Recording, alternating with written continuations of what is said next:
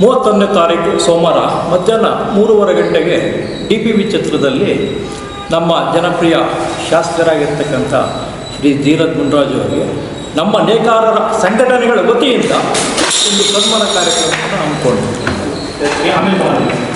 ಅಂತ ಬಿಡು, ತಮಗೆ ಬಂದಿರ್ಬೋದು ಯಾಕೆ ಸನ್ಮಾನ ಏನು ಅನ್ನೋ ಒಂದು ಭಾವನೆ ಸಹಜವಾಗಿ ಎಲ್ಲರಿಗೂ ಮೂಡುತ್ತೆ. ಸರ್, ನಮ್ಮ ನೇಕಾರಿಕೆ ಎಂಬುದು ಒಂದು ಕಲೆ. ಈ ಕಲೆ ನಮಗೆ ದೇವರ ದಾಸಿಮಯ್ಯನವರು, ನಮ್ಮ ಗುರುಗಳಾಗಿರ್ತಕ್ಕಂಥ ದೇವರ ದಾಸಿಮಯ್ಯನವರು, ಅವರು ಆಗಿನ ಕಾಲದಲ್ಲೇ ದೇವತೆಗಳಿಗೆ ವಸ್ತ್ರವನ್ನು ನೇಯ್ದು ಕೊಟ್ಟು ಅವರಿಂದ ನಮಗೆ ಪಾರಂಪರವಾಗಿ ನಮಗೆ ಬಂದಿರತಕ್ಕಂಥ ಕಲೆ ಇದು ನೇಕಾರಿಕೆ.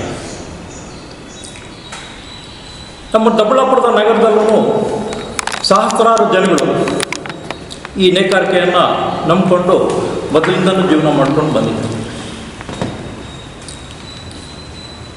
ಮೊದಲಿಗೆ ತಮಗೆಲ್ಲ ಗೊತ್ತಿದೆ, ಹ್ಯಾಂಡ್ಲೂಮ್ನಲ್ಲಿ ನೇಯ್ತಾ ಇರ್ತಕ್ಕಂಥದ್ದು ದಿನಕ್ಕೆ 15 ದಿವಸಕ್ಕೆ, ಒಂದು ತಿಂಗಳಿಗೆ ಒಂದು ಸೀರೆ ನೇಯುವಂಥ ಒಂದು ಪ್ರೋಸೆಸ್ ಆಗ ನಡೀತಾ ಇತ್ತು. ಅಂದರೆ ಡಿಸೈನ್ ಮೇಲೆ ಆ ಥರ ಆಗ್ತಾಯಿತ್ತು. ವಾರಕ್ಕೆ 15 ದಿವಸಕ್ಕೆ ಒಂದು ಸೀರೆ ನೇಯ್ದರೆ ಯಾವುದು ಅವ್ರಿಗೆ ಅಷ್ಟು ಲಾಭಾಂಶ ಸಿಗ್ತಾ ಇರಲಿಲ್ಲ, ಮತ್ತು ಕೆಲಸನೂ ಜಾಸ್ತಿ ಇರ್ತಾಯಿತ್ತು.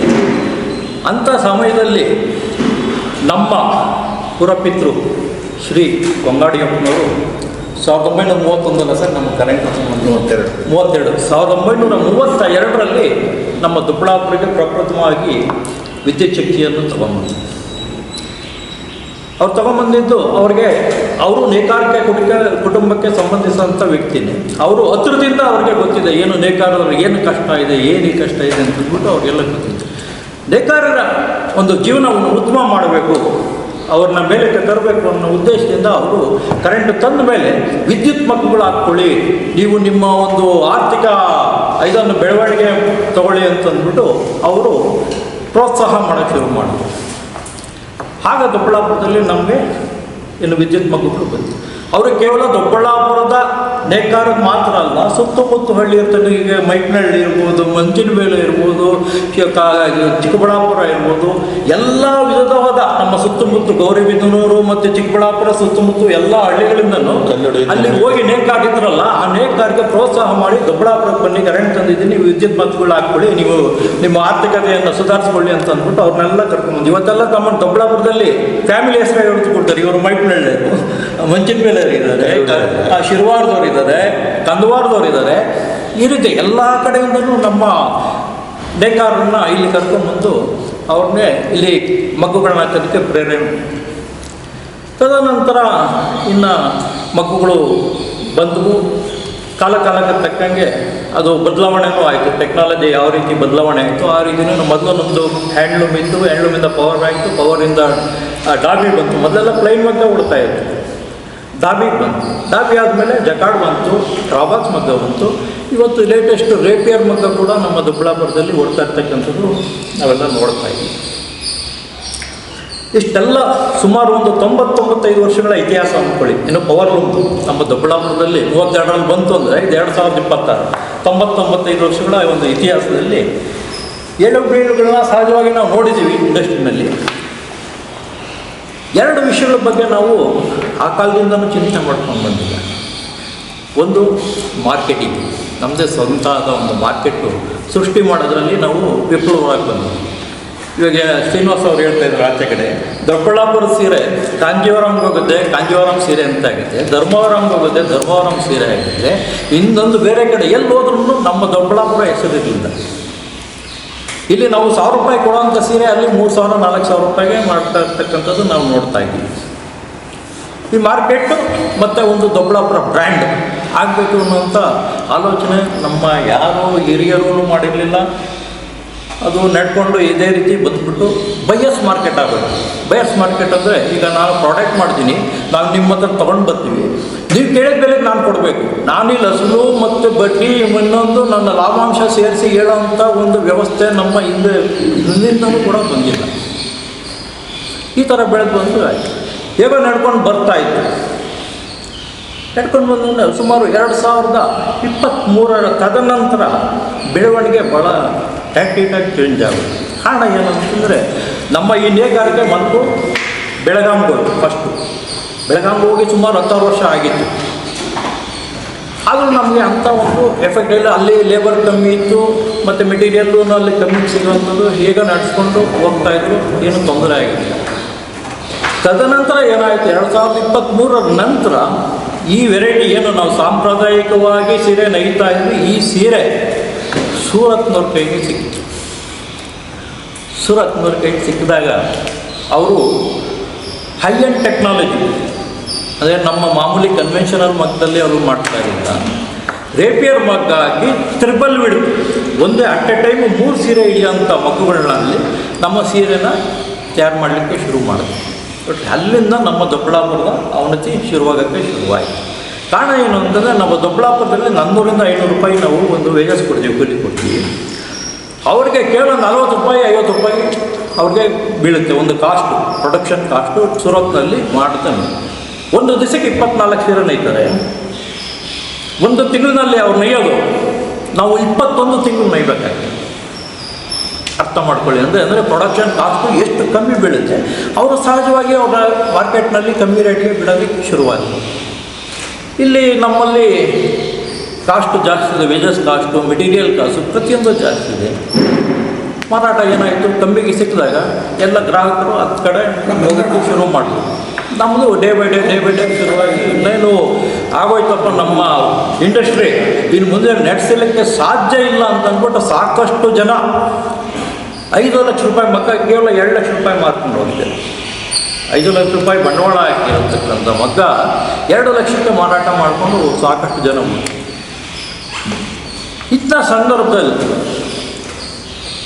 ನಮ್ಮ ಶಾಸಕರು ಅವರಿಗೆ ಈ ನೇಕಾರರ ಸಂಕಷ್ಟ ಗೊತ್ತಾಗಿ ಏನಾದರೂ ಮಾಡಬೇಕಲ್ಲ, ಇವರಿಗೆ ನೇಕಾರರಿಗೆ ಅನುಕೂಲ ಮಾಡಿಕೊಡ್ಬೇಕು ಅಂತ ಒಂದು ಉದ್ದೇಶದಿಂದ, ಅವ್ರ ಉದ್ದೇಶ ಏನೋ ಇರೋಂಥ ಸ್ಟಾಕ್ ಮಾರಾಟ ಆಗಬೇಕು, ಒಂದು ಬ್ರ್ಯಾಂಡ್ ಆಗಿರಬೇಕು, ಮತ್ತು ದೊಡ್ಡಬಳ್ಳಾಪುರ ರೆಕಗ್ನೈಸ್ ಆಗಬೇಕು. ಈ ಒಂದು ಉದ್ದೇಶ ಇಟ್ಕೊಂಡು ಇದೇ ಫೆಬ್ರವರಿಯಲ್ಲಿ 3 ದಿನಗಳ ಕಾಲ ಭಗತ್ ಸಿಂಗ್ ಗ್ರೌಂಡ್ನಲ್ಲಿ ಒಂದು ಸೀರೆ ಸಂತೆ ಕಾರ್ಯಕ್ರಮನ ಆಯೋಜನೆ ಮಾಡಿದ್ರು. ಕಾರ್ಯಕ್ರಮಕ್ಕೆ ಭಾಳ ಚೆನ್ನಾಗಿ ನಡೀತು, ಜನಸಾಗರನೇ ಬಂತು. ಭಾಳಷ್ಟು ಸೀರೆಯಲ್ಲಿ ಖರ್ಚಾಗೋದು ಎಲ್ಲ ತಗೊಂಡು ಓದು. ಜನಗಳಿಗೆ ಏನಾಯಿತು ಅಂತಂದರೆ, ಬೇರೆ ಕಡೆ 2-3 ಸಾವಿರ ರೂಪಾಯಿ ಕೊಡ್ತಾ ಇರ್ತಕ್ಕಂಥ ಸೀರೆ ಇವತ್ತು 1000 ರೂಪಾಯಿಗೆ ದೊಡ್ಡಬಳ್ಳಾಪುರದಲ್ಲಿ ಸಿಗ್ತಾ ಇದೆ ಅನ್ನೋ ಒಂದು ಮೆಸೇಜು ಎಲ್ಲರಿಗೂ ಹೋಯಿತು.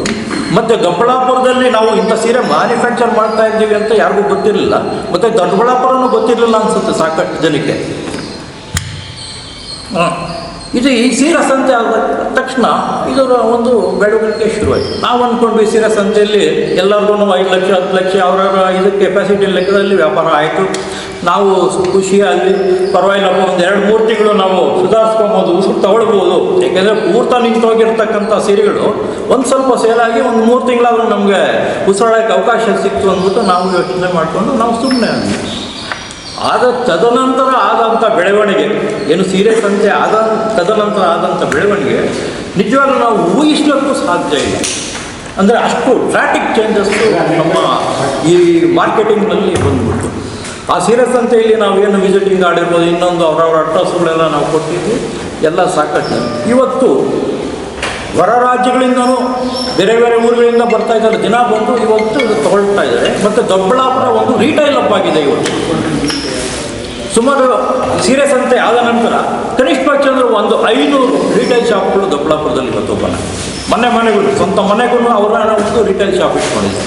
ಜನ ಬರ್ತಾ ಇದ್ದಾರೆ, ಬೇರೆ ರಾಜ್ಯದಿಂದ ಬರ್ತಾ ಇದ್ದಾರೆ, ಬೇರೆ ಊರುಗಳಿಂದ ಬರ್ತಾ ಇದ್ದಾರೆ. ಕಾರಣ ಏನಂತಂದರೆ ಅಲ್ಲಿ 5,000 ರೂಪಾಯಿ ಸಿಗೋದು 1,000 ರೂಪಾಯಿಗೆ ಸಿಗುತ್ತೆ. ಇವಾಗ ನೀವು ತೊಗೊಂಡೋಗ್ತಾರೆ, ನೀವು ತೊಗೊಂಡೋಗಿ ಹೇಳಿದ್ರೆ ಇಲ್ಲಿ 1,000 ರೂಪಾಯಿಗೆ ಸಿಗುತ್ತೆ ಅನ್ನೋದು ಅಲ್ಲೇನಿದೆ. ಒಂದು ಸೀರೆ ತೊಗೊಂಡು 5 ಸೀರೆ. ಈ ರೀತಿಯಾಗಿ ನಮ್ಮ ದೊಡ್ಡಬಳ್ಳಾಪುರದ ಚಿತ್ರಣನ ಇವತ್ತು ಬದಲಾಗಿದೆ. ನಿಜವಾಗ್ಲೂ ಅದು ನಾವು ಯಾವ ಒಂದು ಇದರಲ್ಲಿ ಹೇಳಬೇಕು ಅಂತ ಅಂದ್ಬಿಟ್ಟು ನಾವು ಗೊತ್ತಿಲ್ಲ. ಒಟ್ಟಾರೆ ಹೇಳಬೇಕು ಅಂತಂದರೆ, ಆಗ ನಮ್ಮ ಅಂಗಡಿಯವರು ಹ್ಯಾಂಡ್ಲೂಮಿಂದ ಪವರ್ಲೂಮ್ಗೆ ತಂದು ಒಂದು ಚೇತರಿಕೆ ಕೊಟ್ಟರು ನಮ್ಮ ಏನು ಇಂಡಸ್ಟ್ರಿಗೆ ಮಧ್ಯದಲ್ಲಿ. ನಮ್ಮ ಶಾಸಕರು ನಿಜ ಹೇಳಬೇಕು ಅಂದರೆ ಮರುಜೀವ ಕೊಟ್ಟಿದ್ದಾರೆ ಅಂತ ಹೇಳಿದ್ರೆ ತಪ್ಪಾಗಲಾರದು. ಏನು ನಮ್ಮ ಇಂಡಸ್ಟ್ರಿ ನಶಿಸೋಸ್ ಹೋಗ್ತದೆ ಅನ್ನೋಂಥ ಒಂದು ಪರಿಸ್ಥಿತಿಯಲ್ಲಿ ಈ ಒಂದು ಸೀರೆ ಸಂತೆಯನ್ನು ಮಾಡಿ ಅವರು ನಮಗೆ ಮರುಜೀವ ಕೊಟ್ಟಿದ್ದಾರೆ. ಆ ಒಂದು ಕೃತಜ್ಞತೆಯನ್ನು ಇಟ್ಕೊಂಡು ನಾವು ಇದನ್ನು 31ನೇ ತಾರೀಕು ಅವರಿಗೆ ಸನ್ಮಾನ ಮಾಡಬೇಕು ಅಂತ ಎಲ್ಲ ಇಲ್ಲಿ ಯಾವುದೇ ಪಕ್ಷಾತೀತವಾಗಿ ನೇಕಾರು ಅನ್ನೋ ಒಂದು ಕಾನ್ಸೆಪ್ಟ್ ಇಟ್ಕೊಂಡು ನಾವೆಲ್ಲ ಒಂದು ಸನ್ಮಾನ ಕಾರ್ಯಕ್ರಮವನ್ನು ನಾವು ಹಮ್ಮಿಕೊಂಡಿದ್ದೀವಿ. ಇದಕ್ಕೆ ಅದೊಂದು ಕಾರಣ. ಆದರೆ ಮತ್ತು ಹಲವಾರು ಕಾರ್ಯಕ್ರಮಗಳು ಅವರು ನಮ್ಮ ನೇಕಾರಿಗೋಸ್ಕರ ಮಾಡ್ತಾ ಇರ್ತಕ್ಕಂಥದ್ದು ನಾವು ನೋಡ್ತಾ ಇದ್ದೀವಿ. ಈಗ ಮಾರುಕಟ್ಟೆ ಸಂಕೀರ್ಣ ಅಲ್ಲಿ ಈಗ ಆಲ್ರೆಡಿ ಅದು ರೆಡಿ ಆಗ್ತಾ ಇದೆ. ಮತ್ತು ಕೊಡಗಳ್ಳಿಯಲ್ಲೂ ಕೂಡ ಅವರು 3 ಎಕರೆ ಜಮೀನು ಸ್ಯಾಂಕ್ಷನ್ ಆಗಿದೆ. ಅಲ್ಲಿ ಕೂಡ ಮಾರುಕಟ್ಟೆ ಸಂಕೀರ್ಣ ಮಾಡಬೇಕು ಅಂತ ನಮ್ಮ ಶಾಸಕರು ಹೋರಾಟ ಮಾಡ್ತಾ ಇದ್ದಾರೆ. ಅದು ಖಂಡಿತ ಅವರ ಅವಧಿಯಲ್ಲಿ ಆಗುತ್ತೆ ಅಂತ ಒಂದು ಆಶಾಭಾವನೆಯೂ ಕೂಡ ಇದೆ. ಉದ್ಯೋಗ ಸೃಷ್ಟಿಯಾದಾಗಿದ್ದೂ ನೇಕಾರಾದಂಥವನು ರೈತರ ರೀತಿಯಲ್ಲಿ ಮಾರುಕಟ್ಟೆಯನ್ನು ಹುಡುಕೊಳ್ಳಿಕ್ಕೆ ಸಾಧ್ಯ ಆಗಿರಲಿಲ್ಲ. ನಮ್ಮ ಶ್ರಮಕ್ಕೆ ಏನು ಫಲ ಸಿಗಬೇಕಾಗಿತ್ತು, ನಮ್ಮ ಉದ್ಯೋಗಕ್ಕೆ ಏನು ಗೌರವ ಸಿಗಬೇಕಾಗಿತ್ತು, ಆ ಫಲ ಆಗಲಿ ಆ ಗೌರವ ಆಗಲಿ ಸುಮಾರು ವರ್ಷಗಳಿಂದ ಸಿಗದೇ ಆಗಿತ್ತು. ಈ ಮಾರುಕಟ್ಟೆ ಯಾವ ಸ್ಥಿತಿಯಲ್ಲಿತ್ತಪ್ಪ ಅಂತಂದರೆ, ನೇಕಾರ ತಯಾರು ಮಾಡಿದಂಥ ಬಟ್ಟೆಯನ್ನು ಬೆಂಗಳೂರು ಮಾರುಕಟ್ಟೆಯಲ್ಲಿ ಒಂದು ಕಾಲಕ್ಕೆ ವೈಶ್ಯ ಜನಾಂಗದವರು ಸಂಪೂರ್ಣವಾಗಿ ಹಿಡಿತದಲ್ಲಿ ಇಟ್ಕೊಂಡಿದ್ದರು. ಅವರ ನಂತರ ಸಿಂಧಿ ಜನಾಂಗದವರು ಹಿಡಿತಕ್ಕೆ ತಗೊಂಡ್ರು. ಅವ್ರ ನಂತರ ಮಾರ್ವಾಡಿ ಜನಾಂಗದವರು ಹಿಡಿತಕ್ಕೆ ತಗೊಂಡ್ರು. ಭಾಳ ವಿಶೇಷವಾದಂಥ ನೋವಿನ ಸಂಗತಿ ಏನಪ್ಪ ಅಂತಂದರೆ, ತಯಾರಿಕೆ ನಮ್ಮದು, ಶ್ರಮ ನಮ್ಮದು, ಬಂಡವಾಳ ನಮ್ಮದು, ಲಾಭ ನಷ್ಟಕ್ಕೆ ಎಷ್ಟು ಕೊಡಬೇಕು ಎಷ್ಟು ಕೊಡಬಾರ್ದು ಅಂತಕ್ಕಂಥ ತೀರ್ಮಾನ ಮಾಡ್ತಿದ್ದಂಥವರು ವ್ಯಾಪಾರಸ್ಥರು. ನಮ್ಮ ಪೂರ್ವಿಕರೆಲ್ಲ ಹೆಂಗೆ ಸಂಪಾದನೆ ಮಾಡೋರು ಅಂತೇಳಿ ಪ್ರಶ್ನೆ ಹಾಕ್ಬೋದು. ಅವ್ರ ಸಂಪಾದನೆ ಹೆಂಗಾಯಿತು ಅಂತಂದರೆ, ಖರ್ಚು 0 ಮಾಡಿಕೊಂಡ್ರು. ಖರ್ಚು 0 ಮಾಡಿದ್ರು. ಏನು ಅಲ್ಪ ಸ್ವಲ್ಪ ಸಂಪಾದನೆ ಆಗ್ತಾಯಿತ್ತು ಅದನ್ನು ಉಳಿಸ್ತಾ ಬಂದರು. ಮುಂದಿನ ಪೀಳಿಗೆಯವರಿಗೆ, ಆ 2ನೇ ಪೀಳಿಗೆ ನಮ್ಮ ಜನಾಂಗ ನಾವೇನು ಬಂದ್ವಿ, ನಮಗೋಸ್ಕರ ಅವರ ಅಂದಿನ ದಿನಗಳನ್ನು ಮರೆತು ಭವಿಷ್ಯಕ್ಕೋಸ್ಕರ ಎಲ್ಲವನ್ನ ಕೂಡಿಟ್ಟು ಬಿಟ್ಟು ಹೋದರು.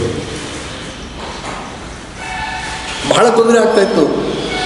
ದೊಡ್ಡಬಳ್ಳಾಪುರ ಸೀರೆ ಅಂತೇಳಿ ಹೇಳ್ಕೊಳ್ಳಿಕ್ಕೆ ನಮಗೊಂದು ಸಲ ಮುಜುಗರ ಆಗ್ತಾಯಿತ್ತು. ಕಣ್ಮುಂದೆ ಕಂಡರೂ ಸಹ ನಾವು ಏನು ಮಾಡಲಿಕ್ಕೆ ಆಗ್ತಾ ಇರಲಿಲ್ಲ. ಯಾಕೆಂದರೆ ಯಾರೂ ಧೈರ್ಯ ಮಾಡ್ತಾ ಇರಲಿಲ್ಲ. ಜಾಲಪ್ಪನವರು ಉದ್ಯೋಗ ನಿಂತುವಂಥ ಮಟ್ಟದಲ್ಲಿದ್ದಾಗ ಕೇಂದ್ರ ಸರ್ಕಾರದಲ್ಲಿ ಅವರು ಟೆಕ್ಸ್ಟೈಲ್ ಮಿನಿಸ್ಟರ್ ಆದಾಗ ಉದ್ಯೋಗ ಚಾಲನೆ ಆಗಲಿಕ್ಕೆ ಏನು ಕಾನೂನು ತಿದ್ದುಪಡಿ ಮಾಡಿಕೊಡೋದು ಅಷ್ಟು ಮಾತ್ರ ಅವ್ರ ಕೈಲಾದಂಥ ಸಹಾಯ ಮಾಡಿದ್ರು. ಮೊನ್ನೆ ಧೀರಜ್ ಮುನ್ರಾಜಿರವರು ಈ ಕಷ್ಟವನ್ನೆಲ್ಲ ಅರಿತುಕೊಂಡು ಈ ಮಾರುಕಟ್ಟೆಯನ್ನು ಹುಡುಕಬೇಕು, ಹುಡುಕಿಲ್ಲ ಅಂತಂದರೆ ಉದ್ಯೋಗಕ್ಕೆ ಮುಂದಿನ ದಿನಗಳಲ್ಲಿ ಭವಿಷ್ಯ ಇಲ್ಲ ಅಂಥೇಳಿ ಉದ್ಯೋಗ ಸರಾಗವಾಗಿ ನಡ್ಕೊಂಡು ಹೋಗಬೇಕು. ನೇಕಾರರ ಕಷ್ಟಕ್ಕೆ ಸಿಕ್ಕಾಕೊಳ್ಬಾರ್ದು. ನೇಕಾರ ಉತ್ಪಾದನೆ ಮಾಡಿರ್ತಕ್ಕಂಥ ಬಟ್ಟೆ ಲಾಭದಾಯಕವಾಗಿ ಲಾಭ ವಾಪಸ್ ಬರಬೇಕು ನೇಕಾರರಿಗೆ ಅಂಥೇಳಿ ಆ ಪ್ರಮುಖವಾಗಿ ಏನು ಮಾರುಕಟ್ಟೆಯಿಂದ ನಾವು ವಂಚಿತರಾಗಿದ್ವಿ ಅದನ್ನು ಕೊಂಗಾಡಿಯಪ್ಪನವರ ಜನ್ಮ ದಿನಾಚರಣೆ 3 ದಿನದಲ್ಲಿ 20, 21, 22 ಆ 3 ದಿನದಲ್ಲೇ ಆಯೋಜನೆ ಮಾಡಿ ಮೊದಲನೇ ಪ್ರಯತ್ನ ಸುಮಾರು 72 ಸ್ಟಾಲ್ಗಳನ್ನು ಹಾಕಿದರು. ನಮಗೆ ಅನುಮಾನ ಇತ್ತು, ನೇಕಾರಾಗಿ ನಮ್ಮಗಳಿಗೆ ಅನುಮಾನ ಇತ್ತು, ಏನು ಸ್ಟಾಲ್ ಭರ್ತಿ ಆಗುತ್ತಾ, ಸ್ಟಾಲಲ್ಲಿ ಮಾರಾಟ ಆಗುತ್ತಾ, ಜನ ಬರ್ತಾರಾ ಏನು ಅಂಥೇಳಿ. ನಿರೀಕ್ಷೆ ಮೀರಿ ವ್ಯಾಪಾರ ನಡೀತು. ಅದರಿಂದ ಒಂದು ಭಾಳ ಮುಖ್ಯವಾಗಿ ಗೊತ್ತಾಗಿದ್ದೇನಪ್ಪ ಅಂತಂದರೆ, ನಾವು ತಯಾರು ಮಾಡ್ತಕ್ಕಂಥ ಸೀರೆಗೆ ಈಗಲೂ ಗೌರವ ಕೊಡ್ತಕ್ಕಂಥವ್ರು, ಪ್ರೀತಿ ಮಾಡ್ತಕ್ಕಂಥವ್ರು, ಇಷ್ಟಪಡ್ತಕ್ಕಂಥ ಗ್ರಾಹಕರು ಇದ್ದಾರೆ. ಅದು ದೊಡ್ಡಬಳ್ಳಾಪುರ ಸುತ್ತಮುತ್ತ ಇರ್ತಕ್ಕಂಥವರೇ ಅಲ್ಲ, ಇಡೀ ರಾಜ್ಯದಲ್ಲಿ, ರಾಜ್ಯಾದ್ಯಂತ ಅಂತರ್ರಾಜ್ಯದಲ್ಲೂ ಸಹ ಗ್ರಾಹಕರು ದೊಡ್ಡಬಳ್ಳಾಪುರಕ್ಕೆ ಬಂದು ದೊಡ್ಡಬಳ್ಳಾಪುರ ಸೀರೆ ತೊಗೊಳೋವಂಥ ಮಟ್ಟಕ್ಕೆ ಆ ಸೀರೆ ಸಂತೆ ಕಾರ್ಯಕ್ರಮ ಅತ್ಯಂತ ಯಶಸ್ವಿಯಾಗಿ ನಡೆದಿದೆ.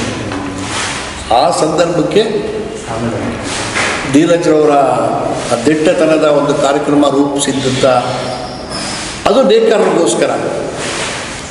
ಸೊ ನಾವುಗಳೆಲ್ಲ ಸೇರಿ 31ನೇ ತಾರೀಕಿಗೆ DPV ಕಲ್ಯಾಣ ಮಂಟಪದಲ್ಲಿ ಒಂದು ಸಣ್ಣ ಕಾರ್ಯಕ್ರಮವನ್ನು ಇಟ್ಕೊಂಡಿದ್ದೀವಿ. ನಮ್ಮ ಕೃತಜ್ಞತೆಯನ್ನು ಸಲ್ಲಿಸಲಿಕ್ಕೋಸ್ಕರ ಅವರಿಗೆ ಒಂದು ಸನ್ಮಾನ ರೂಪದಲ್ಲಿ ನಮ್ಮ ಕೃತಜ್ಞತೆಗಳನ್ನು ಸಲ್ಲಿಸಬೇಕು ಅಂತೇಳಿ ತೀರ್ಮಾನ ಮಾಡಿಕೊಂಡು 31ನೇ ತಾರೀಕು ಆಯೋಜನೆ ಮಾಡಿದ್ದೇವೆ. ಏನಿಗೆ ಸೀರೆ ಸಂತೆ ಮಾಡಿ ನಮಗೇನು ಬೇಕಾಗಿತ್ತು, ಮಾರುಕಟ್ಟೆ ಮತ್ತು ಬ್ರ್ಯಾಂಡ್ ಎರಡು ಆಗಬೇಕಾಗಿತ್ತು.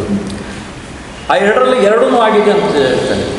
ಮತ್ತು ಅದಕ್ಕೆ ಇನ್ನು ಸ್ವಲ್ಪ ಮುಂದೆ ಒಂದು ಹೆಜ್ಜೆ ಮುಂದೆ ಹೋಗಿ, ಈಗ ನಾವು ಸೀರೆಗಳಿಗೆ ಏನು ಬಾಕ್ಸು ನಾವು ಹಾಕಿ ಮಾರಾಟ ಮಾಡ್ತೀವಿ, ಬಾಕ್ಸ್ನಲ್ಲಿ ಹಾಕಿಬಿಟ್ಟು ಮಾರಾಟ ಮಾಡ್ತೀವಿ. ಈಗ ಮಾಡ್ತಾ ಇರ್ತಕ್ಕಂಥದ್ದು ಪ್ಲೈನ್ ಬಾಕ್ಸು, ಇಲ್ಲ ಇದ್ದರೆ ಕಾಂಚೀಪುರಂ ಸಿಲ್ಕ್ಸ್ ಅಂತ ತೊಗೊಂಬಂದು ಆ ಬಾಕ್ಸ್ನಲ್ಲಿ ಹಾಕ್ಬಿಟ್ಟು ನಮ್ಮ ಸೀರೆ ಹಾಕಿ ಮಾರಾಟ ಮಾಡ್ತಾ ಇರ್ತಕ್ಕಂಥದ್ದು ಈಗಿನ ತನಕ ಇರ್ತಕ್ಕಂಥ ಪದ್ಧತಿ. ಅದನ್ನು ಬದಲಾವಣೆ ಮಾಡಬೇಕು ಅಂತ ಒಂದು ದೊಡ್ಡಬಳ್ಳಾಪುರದ ಒಂದು ಲೋಗೋ ಸೃಷ್ಟಿ ಮಾಡಿ ಆ ಬಾಕ್ಸನ್ನು ನಾವು ರೆಡಿ ಮಾಡಿದ್ದೀವಿ. ಆ ದಿನ ಅಂತಂದರೆ ನಾವು ಏನು ಕಾರ್ಯಕ್ರಮ ಅಂದ್ಕೊಂಡಿದ್ದೀವಿ ಆ ದಿನ ಅದನ್ನು ರಿಲೀಸ್ ಮಾಡ್ತೀವಿ.